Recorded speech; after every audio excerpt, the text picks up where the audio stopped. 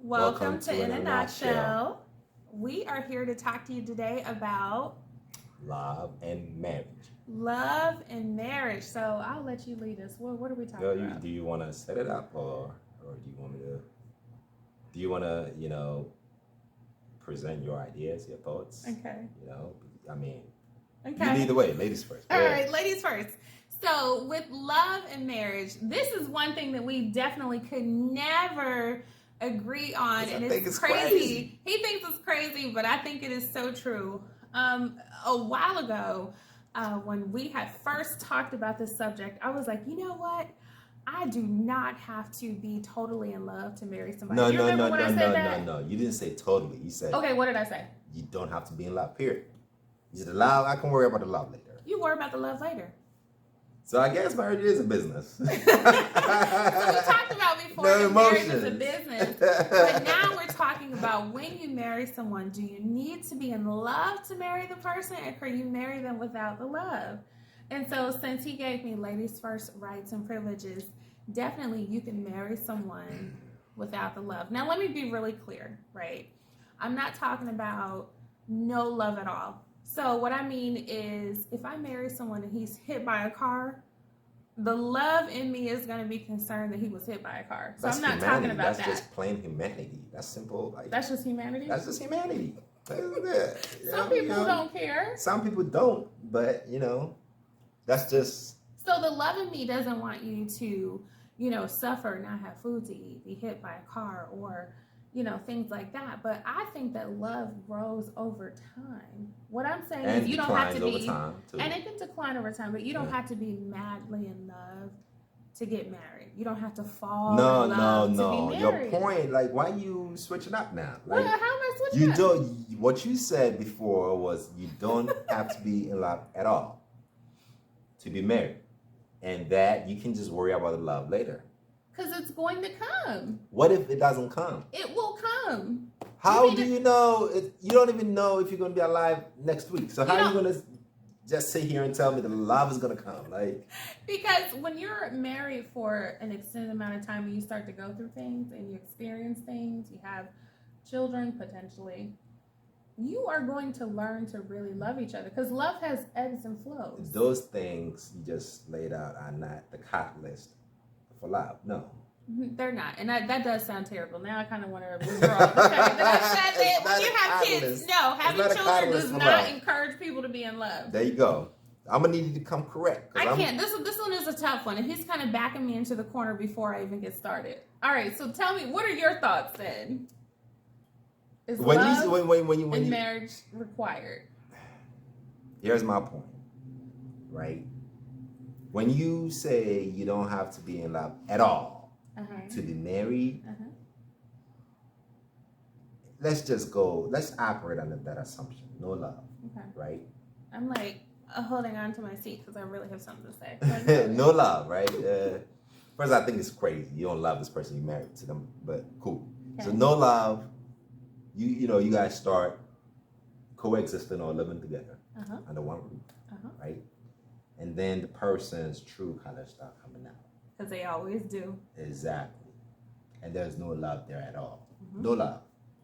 So then you don't even have a barometer of love to say, okay, I have I don't know, what do you measure? What's the units?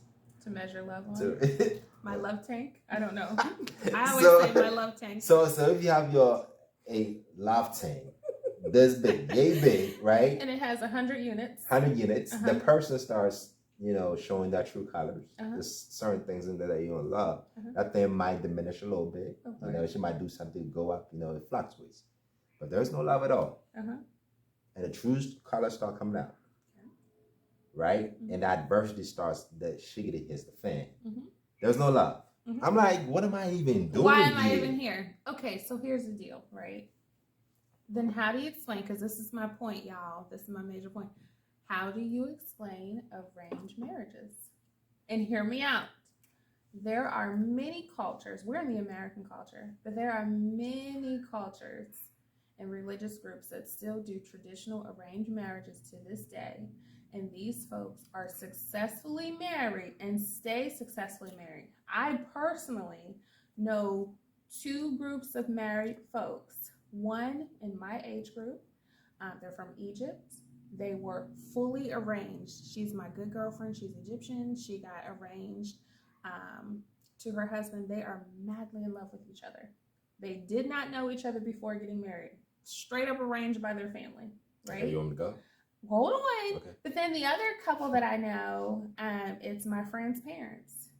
Okay. They were arranged from a European culture, fully arranged. They've been married for 40-something years, madly in love. Did not know each other until like 2 days before they got married. How do you explain that? I think those things are all cultural, right? If you grow up and all you see is that's your point of reference. You growing up thinking this is the standard. This is what I'm gonna do. This what they did this before me. My parents did it. Their parents did this. So that's it. Yeah. You're not even looking for any alternative. No. Right. So I'm. This is what I'm saying to you. You're not even looking for. I'm looking at my parents like, when y'all gonna arrange some stuff for me, you know, because this is how we've done it for, centuries, and I'm gonna just follow suit. And then they just do it, and it works for them because they don't know anything else, right? And if that's the way and it's working for them, I mean, I think everybody is responsible for doing what they need to do to make this thing called life work for them. But the thing is, like you said, making the marriage work. I think that in our culture here in America, we go into marriage as if it's just a business conditional no as if it's like a conditional agreement, right? As long as you are fulfilling what I'm looking for, and as long as I'm fulfilling what you're looking for, we can continue to be married. But the moment somebody steps outside of what I had in mind, we're no longer married. But then you look at these arranged marriages, not all, but many, many, many thousands, hundreds of thousands of arranged marriages over the years have always worked. I think that they don't set themselves up for exit strategies. And so there are pros and cons on both sides of the spectrum, though. Do you not agree? Like, pros and cons. To the arranged marriage or to? It's both ends of the spectrum. Arranged marriage, and I think so. I think there are pros and cons, I'm pro, advantage for an arranged marriage. You're not out here just acting a fool. No. Boom, you locked in. Here you go. You make it work. You'll figure it out. I think that they should bring arranged marriages back. I think that as many folks, there are so many American women who would like to be married. I think that if we restarted an arranged marriage movement, people would stick together. But the thing is, what if, the person you are arranged with is a total a-hole? Then you stuck with that for the rest of your life? Because like a lot of the cultures that really practice arranged marriages, I don't know the stats, but I think the divorce rate is very low. It's relatively lower than, of course. Why do you think? Liberated, because I think, again, there is that cultural standard there that, people follow, and they're not thinking divorce. They're thinking, I'm gonna die for this. This is my life, and I don't want to disappoint my parents. So for some reason, they pour all their hearts and soul.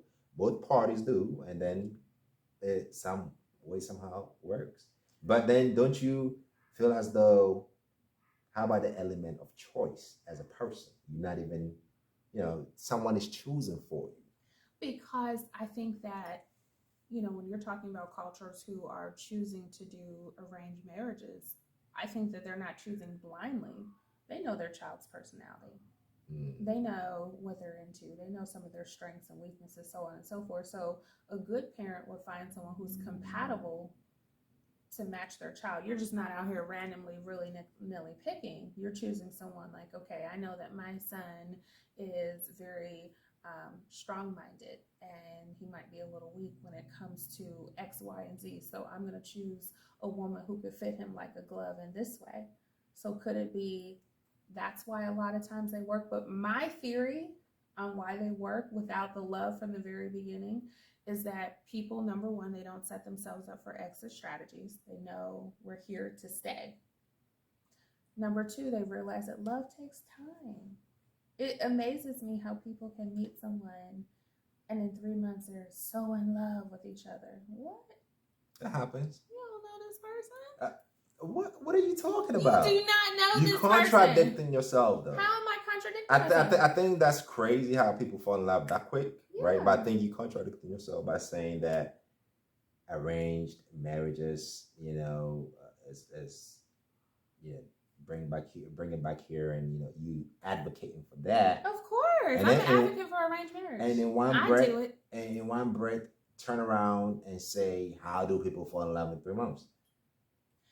That's because not contradicting itself. If it's an arranged marriage, you come on now, you have to fall in love at some point. So if for this couple, if it took them 3 months for them to fall in love with each other, like, what's the problem there? I mean, from the jump, they weren't even making their own personal choices. So them falling in love, that's like an ice in the cake. We didn't have to pick, but look at God. Now I'm in love. I think if we honestly like interviewed couples who've been married for, like, we're talking about serious time, 40, 50, 60 years, I think all of them will admit it took us we thought that we were so in love, but it took us a long time to get to the love. It reminds me of, like, those blow pop lollipops with the gum in the middle? You got to lick that thing a few times.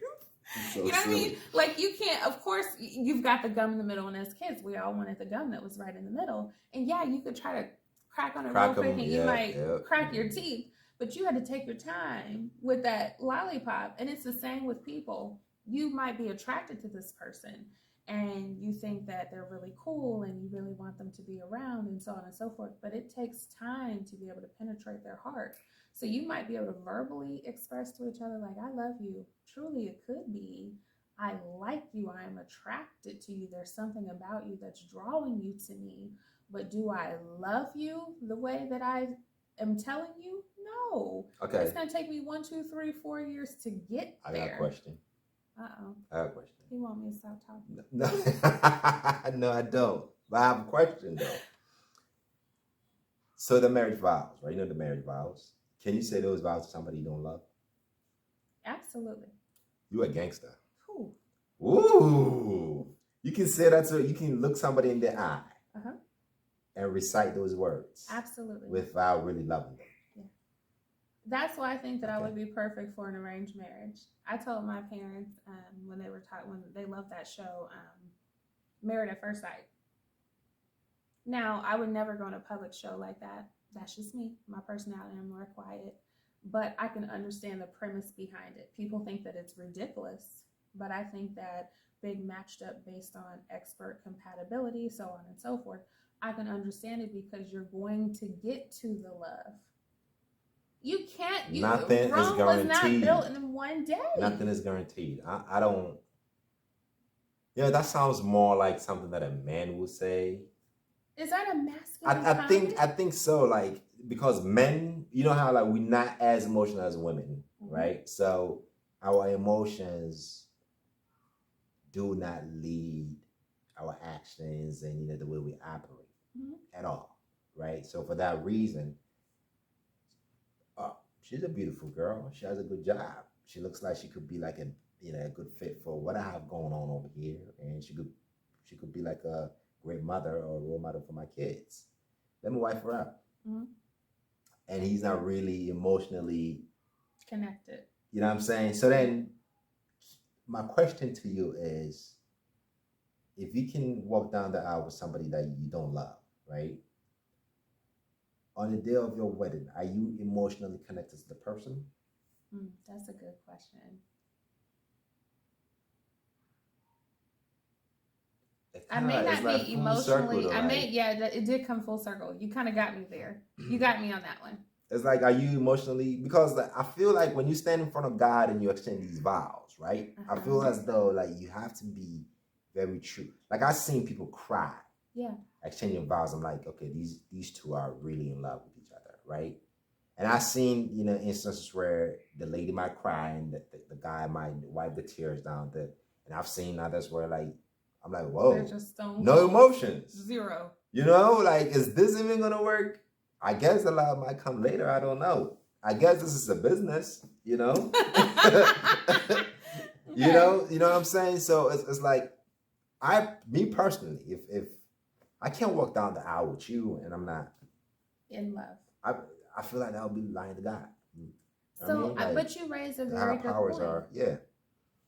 I don't think that that's lying to God at all. I think that God, like if we're going to go down that route, God ordains marriage, but I think God also can strategically and often does put the right people together. But I don't think that just because you've been put together, your right perfect marital match will be somebody that you can build kingdom with together. Together, you all should be building your empire together. Mm-hmm. But it doesn't mean that like if I go out today and I meet my perfect match and I recognize him like clear as day and he recognizes me, it doesn't mean, and I'm not terrified if we're just not madly in love within the first 3 months. Because maybe it was meant for us to just meet. True. And maybe both of us have to work on perfecting ourselves individually. And then we're going to get there. But I don't think that we've got to be like, in order for us to walk down the aisle, we have to be so in love with each other. Because love is very volatile. It goes up, it goes down. But so is marriages. The marriage relationship is volatile. That thing is all over the place. So if you marry... So how do those two things not go together? It's like... Well, what I was going to say was like, okay, if you marry someone because you're so in love, here's a problem with that theory, right? Especially, there's nothing wrong with, crying at the altar and you're so in love with each other. But if you marry someone that you are so in love with, what happens when that person does something that makes you fall out of love with them? Is the marriage over at that point? That's a good question. Like it depends. And you better answer it. I'm gonna answer it. I'm gonna answer it truthfully, because I'm gonna be on your butt. What if they do something that makes you fall out of love with them? Uh-huh. So, in the grand scheme of things, right? If all else being equal, I think both parties, right, involved in a marriage relationship or union, everybody have, they got to make sure that they putting their best foot forward and also be responsible for each other. Mm-hmm. Right? I do believe that you guys have to have each other's backs, and the more you work on that, the longer and the stronger the marriage becomes. I think you need to put aside each other's differences and work on similarities. Build on similarities. Just forget the differences and build on similarities.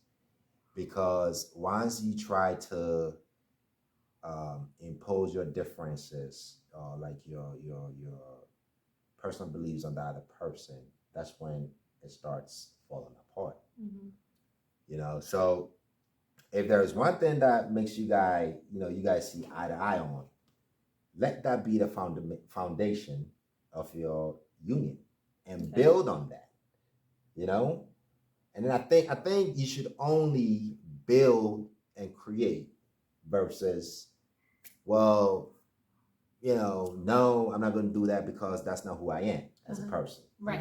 Yeah. So once you figure out what the similarities are, just build on that, keep building on that, because I think the more you guys connect, the longer the marriage is. Otherwise, it's so when you tell me, and I'm answering your question, right? When you tell me what if the person does something that makes you fall out of it, it has to be like super extreme. Okay, let me give you an example. Cool. What if you marry a woman and you were so in love with her from the very beginning because she looks beautiful, right? So beauty was the only reason? Not just the only reason, but her care of herself. Like she was really into her physical care. Okay. Her, working out, hair, makeup, whatever. You were really attracted to her. And then, 2-3 years down the road, she's tired of all that. She don't want to go to the gym anymore. She doesn't want to do hair, nails, makeup. She just wants to be herself. Am I going to leave her? she looks like a totally different person now. She's not the woman that you were attracted to 3 years ago. She's picked up quite a few, and she's just physically just not into doing all that anymore. But that was the thing that really made you fall in love with her. Okay, so my answer is going to be twofold. Okay, answer it. Jesus Christ, the answer is going to be twofold. Okay, for one, that would be extremely shallow for me to say this is the reason why, because she takes care of herself. That means I'm not even thinking about my core values, like do we share the same ideas when it comes to raising kids, all of that. We didn't even like. Just because she's beautiful, she works out and takes care of herself. But men are very visual. That's why I went for that one. That's ridiculous to me. That's extremely ridiculous. What? Because fall in love with a person because they take care of themselves. Okay. Just because. And nothing else, I think is ridiculous. Okay. So for that reason, yeah, I'll leave. It's not there anymore. But you shocked me with that answer. I thought you were going to go all around the bush and say you were going to stay with that woman. I said twofold. This is why it's not good to just be, superficial and just be like, oh, yeah, external. That's it. Yeah. Because when this... It's a disaster. This is not long term. Yeah. You can try to take care of it and hit the gym. You are going to grow a gut when you hit like 50, 60. You are. You know what I'm saying? So it's not... So for that reason, if I wear that kind of person, I'm going to leave. But that kind of proves my point of... But you didn't let me finish. Oh, sorry. The other side, twofold, right? The other side is there is something more internal about this woman that made me fall in love with her. That should be the primary reason, I think. Because this woman compliments me in terms of how we think on household things, how to, raise a family, because our core values are similar, because we both family oriented. Mm-hmm. Those are the things that I feel as though you guys need to connect on versus just the external look, because the external is out the window. Is very, it's short-lived. Very short-lived. And once that's out the window, now you out here on Front Street with your, what in your hand. Looking like a fool. So looking like a fool. Yeah. So, I think if I were that person who just concentrated on just looks and everything external, I'm gonna leave, because in my heart of hearts, this is not the same person I fell in love with. Ooh, that's right. Tough. That's but tough. But that's real life. Though. Yeah. But if I look beyond the beauty and the cook a bottle shit, all that, right? And I feel like this woman compliments me in a whole lot of different ways, in terms of how I think, and that's more substantial. If her looks disappear, she is still the woman that I fell in love with spiritually. Oh, really? Spiritually, yes. So if the looks fly out the window, Les, you're still hanging spiritually, out. I'm right there. Come on, baby, let's go. There's a smart part of me that doesn't believe you. I think that you would get her the nearest gym membership. If all else fails. And you'll start preparing her meals. It's a union, right? So I'm going to do whatever I can as long as she's receptive of it. Okay. Because you also got to understand that people are not going to be on all the time. No. But men don't understand that. I think men do. I don't think they do. I think they want you to be kind of like that trophy wife every single day. I think... Let me take a step back. This is where it's kind of missing a little bit. I think women struggle to understand that men, right, are more visual, right? Women, Idris Elba put out like a note or something where he says like women, I forgot what he said. Like you guys operate more on what you hear, right? That's why men lie. Mm-hmm. And, men operate based on what we see. That's why women put on makeup. And that's a lie. You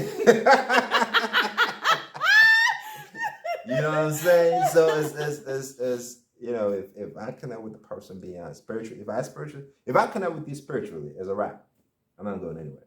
Really? I think that's like another day, another topic, because I think that's a lie. Okay, in a nutshell. So in a nutshell, definitely, I'm still sticking to my guns. I don't think that you necessarily need love to be married. I think that you have to have strong compatibility. More importantly than compatibility, you have to have purpose. Like, hopefully you're connecting with someone who has the purpose that you do too, so that you all can build together. And I think with those two pieces, compatibility and just wanting to connect for purpose, I know for a fact the love will come, especially if you don't have exit strategies. The love is going to come. No. Les, the love is coming. The love is not coming. It's coming. Yeah, you got to make sure. This is what I think. In my nutshell. In your nutshell.